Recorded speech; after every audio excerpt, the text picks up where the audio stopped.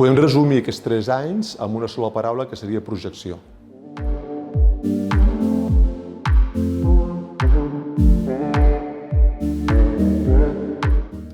Soc el Xavier Marín, fundador i CEO de l'empresa Dana, dedicats al desenvolupament de biomaterials pel sector de la salut, principalment per la regeneració de teixits, concretament per l'os i el cartílag.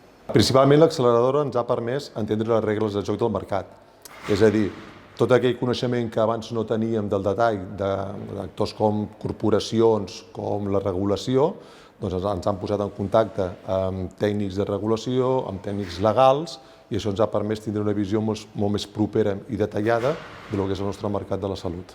Si no haguéssim format part de l'acceleradora, segurament haguéssim tingut problemes en entendre les regles de joc del mercat, haguéssim fet més d'un error i haguéssim trigat molt més en arribar on hem arribat.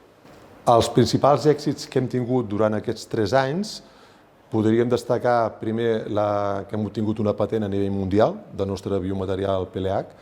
Aquesta patent ens permet donar molta força a l'empresa a nivell de reconeixement de la nostra tecnologia. Hem aconseguit validar el nostre material a nivell de regeneració tissular per l'os i el cartílag, ho hem treballat amb la Vall d'Hebron i hem aixecat una primera ronda d'inversió de més d'1 milió d'euros.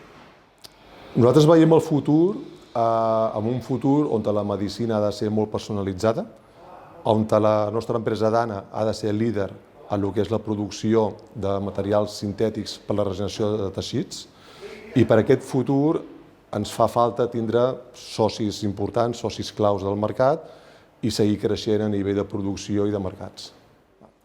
Dana va ser una de les 11 empreses seleccionades per l'acceleradora.